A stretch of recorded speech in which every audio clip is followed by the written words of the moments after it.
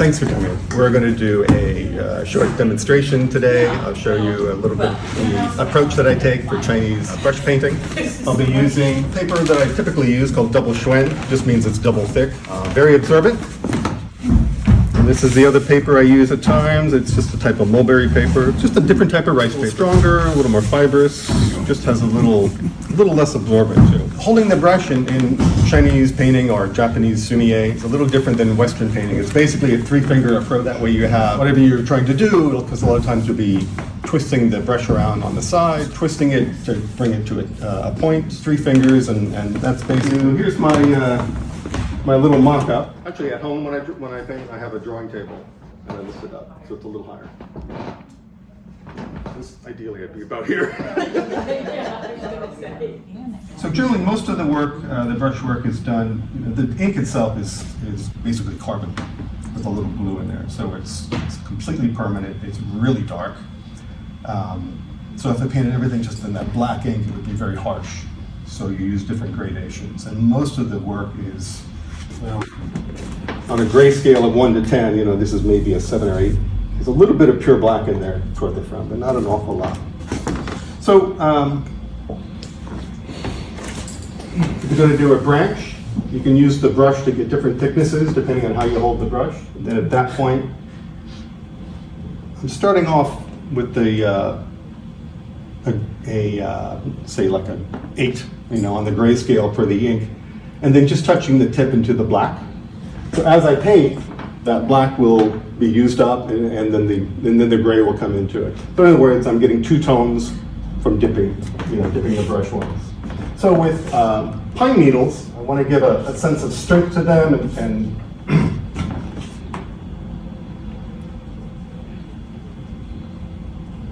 so there's a sort of a pattern going on here, but at the same time, you're applying it somewhat organically. So it's not too much of a pattern, too simplistic.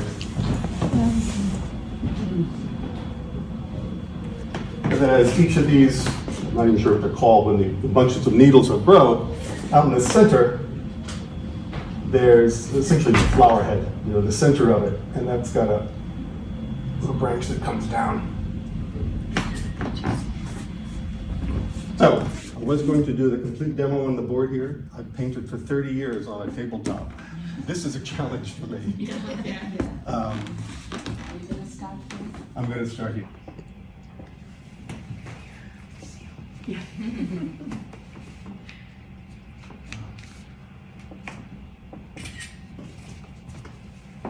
So Gary, that's not pure black. You said it's like a number 8 or something? Yeah. I've just added some of that ink to some water, dilute things down a little bit. Yeah. And this is the initial line, and I'm going to reinforce these lines. But at this point, I'm going to start going in with the needles. So my approach is, in Chinese, they call it shui-yi, paint the idea, like a freehand style. It's essentially you learn a certain amount of technique and what it takes, the approach, and then you start to use that in a more intuitive way. So I find that really fun. So Gary, you're moving really quickly, right? Yes, I tend to paint very fast. Is that helpful in terms of getting the strokes? I don't even know what to say about that. But Every artist has a different approach. Some people will work in a similar style and work very slowly, deliberately. You can't necessarily tell by looking at the piece, and there's a comparison to Chinese calligraphy that way. Sometimes it looks like it was done in a mad rush, and it's done incredibly deliberately. Mm-hmm. I happen to work fairly fast. I always think I like to keep my hand just slightly ahead of my head, so I don't overthink things. Yeah, that's right. And I think there's, at least for me, there's some value to that, because you can sort of surprise yourself and It just feels like a rhythm too. It does, yeah. Like I said, it's a pattern, but there's a naturalness to it that hopefully translates to a sense of, well, it's not just a pattern. You're showing something that's growing, that's living, that's changing, and these kind of things. So, yeah, I've got 14 pieces in the show that are here, and all but 2 were done since December. So it does give you an idea that once you have an idea of a composition in a piece, you can move. But for me, for me, it's not important to produce a lot of work. But what I do love is something that is so immediate, and that immediacy is seen in the finished product. I mean, sometimes, like a piece like this will take days, clearly, but I want it to look like it just happened. Yeah. So, and having said that, things don't always work out. So when that happens, you throw it out, you start again. Sometimes it's the fifth try that actually takes. It really just depends. You talked about you working from this model today. Yeah. Is that something you do often, work from models, George? Yeah, I do a lot of prep work ahead of time. I have different ways of working and different ways of approaching, but before I put brush to paper, I want to have something of an idea of where I'm going. Because like I said, if there's any uncertainty, it shows up in the work. Yeah. And if the piece is overworked, if you're trying to correct, if you're trying to add more detail, then what really is sensible,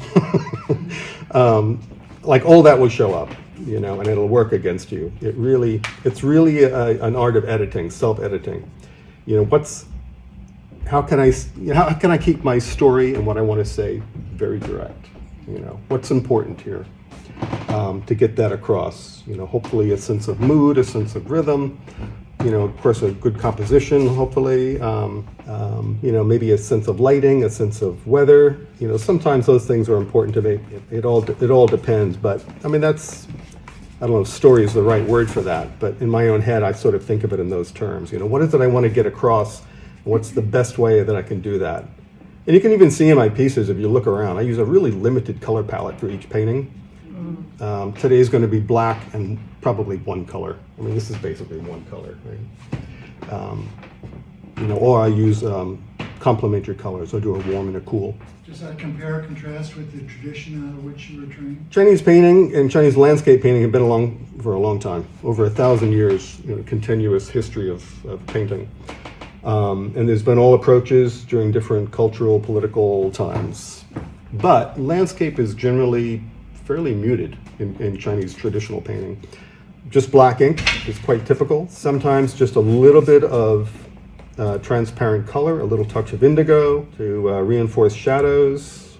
Well, the Chinese don't really paint shadows per se, the way we think of it, but that approach with color traditionally is very muted. In traditional painting, color is seen as being very decorative. It's the the bone of the work. The important stuff is done with ink. Color is kind of the skin.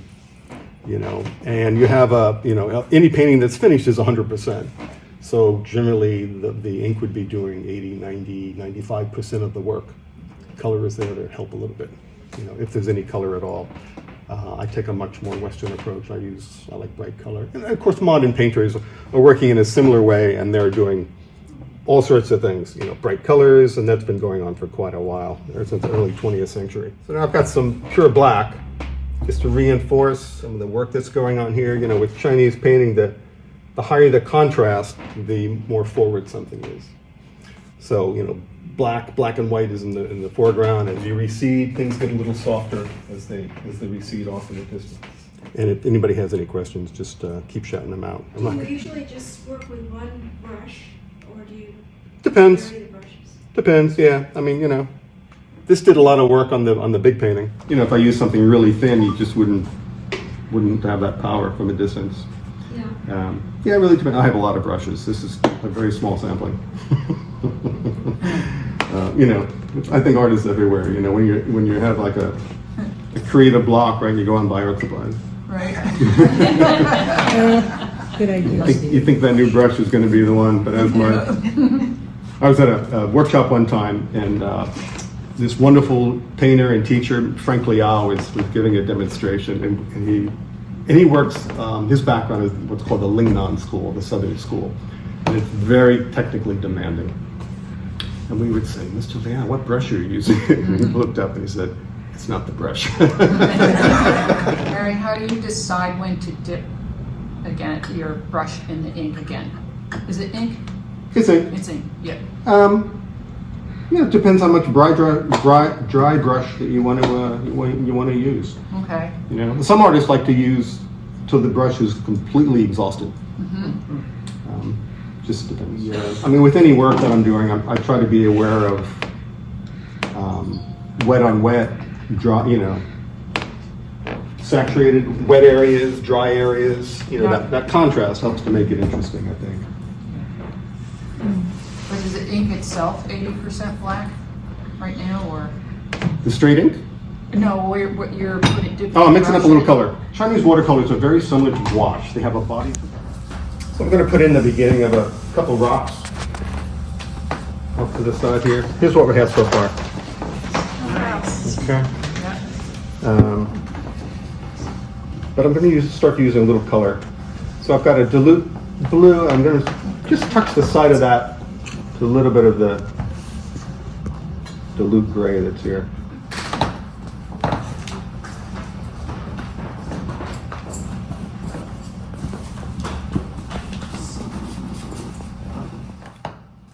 So this pine is a little further in the distance, so it's going to be a softer gray. It's going to have less detail. And rather than drawing individual needles, I'm just going with groupings.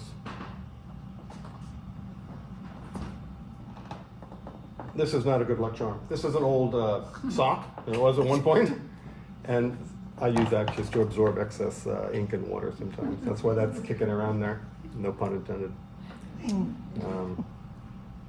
And the same thing with, I have a little paper on this side here.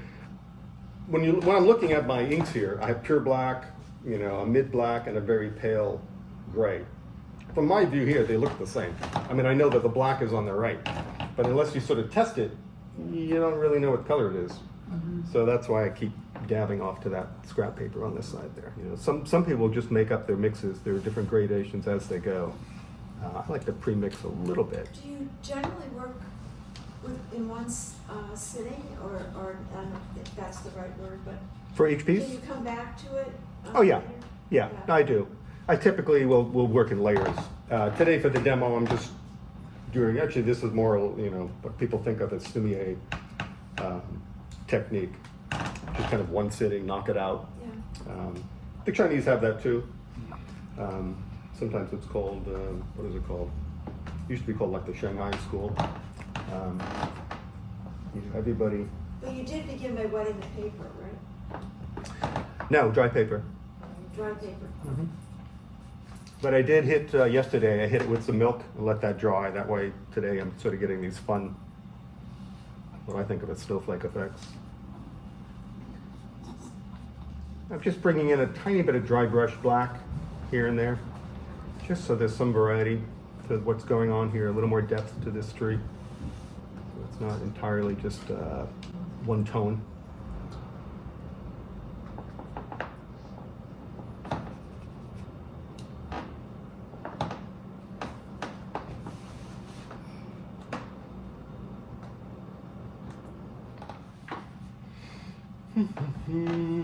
Let's see, do a little tree in the background.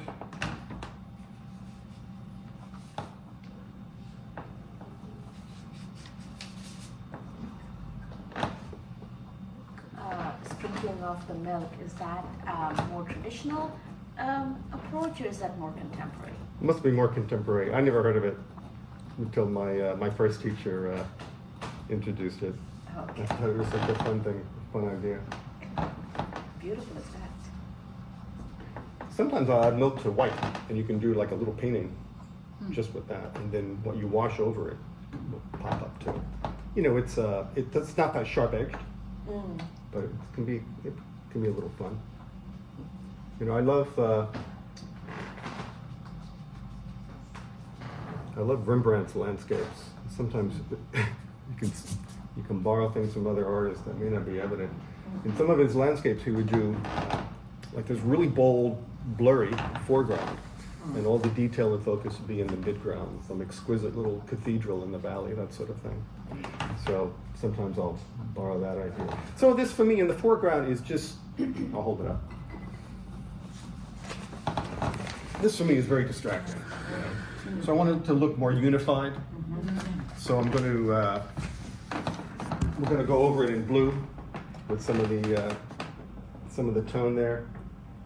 And even if it gets all dry, but even if the ink was a little wet, it wouldn't be a bad approach.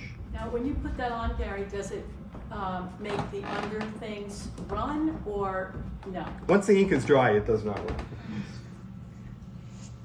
Do you clean the brushes with just water or soap or, I just use water. yeah, Although if I'm using brushes with a lot of color, then I use some soap to get that color yeah. out. Sometimes it's not a bad idea. If I'm just applying color, I'll use a different brush. You know, the white bristles are typically sheep hair. The darker hairs are wool for other things that they use. A lot of the brushes, they use a combination. So you'll get a nice point to it, but there's also some sheep hair in there to hold water. And, Yeah, more. they're working with different, what they call a combination brush. This is called, actually, ox ear hair brush. Supposedly there was a famous 20th century Chinese painter, Zhang Daqian, had these made for himself. When Picasso visited him, he had gifted one to Picasso. And so that's it. Thank you. So that's my general approach.